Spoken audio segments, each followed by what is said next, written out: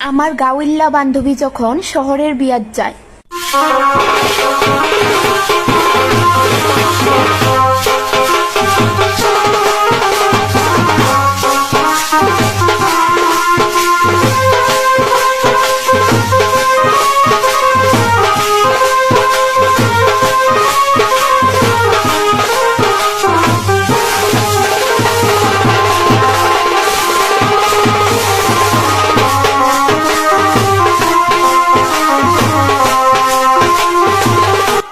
এখানে কেউই আর লেহেঙ্গা পরছে না। আমার মনে হয় তারা লেহেঙ্গা হ্যান্ডেল করতে পারে না, এলিগে কেউ শর্ট ফ্রক, কেউ জিন্স, কেউ শাড়ি পরে আসছে। ভালো হয়েছে, আমার এখন সবাইকে সুন্দর আলাদা লাগবো, সবার চোখে আমি অ্যাট্রাক্ট হয়ে যাবো।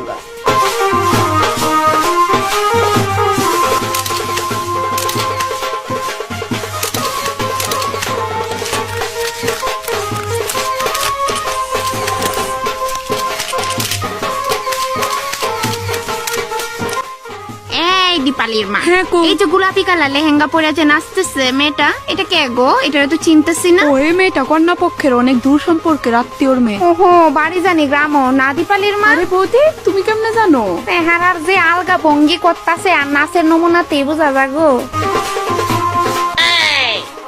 দিদি শোনো একটু, একটা দাদা প্রপোজ করছে তোমারে। কেডা? ওইদিকে দেখো, অনেকগুলা বেটা বয়ে রয়েছে না, লালের মধ্যে সাদা কালার শার্ট পরে সেরা, এটার মধ্যে দাড়ি মুছওয়ালাটা। এটা তো বাজনাওয়ালা এনে। হাট দিদি, তোমার লগে মানাইবো তো? খৈনিটা যতক্ষণ ডল্লা মুখে না দিমু ততক্ষণ মাথায় কাজ করে না আমার। কেউ দেখতাছিনি, আবার কোনো হ্যান্ডসাম পুলা যদি দেয় আমি খৈনি ডলতাছি, আমার আর প্রপোজই করতো না। এত সুন্দর টিকা সাজ্জা টিজ্জা আইসি গ্রামের টিকা এত দূরে শহরে, এই বাজনাওয়ালা প্রপোজ করবো দীক্ষা কইলেই হইল না। যাই। ওয়াও, ছেলেটা কি হ্যান্ডসাম, আমার দিকেই চায়া রইছে। না, এভাবে বিহেভ করলে হইতো না, এটিটিউড দেখাইতে হইব একটু।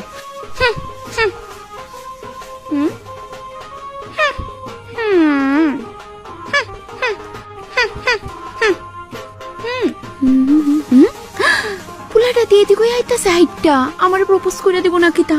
হে ভগবান, আমি উত্তরে কি কইতাম? এক্সকিউজ মি, আমি তোমারে লাইক করি দিদি।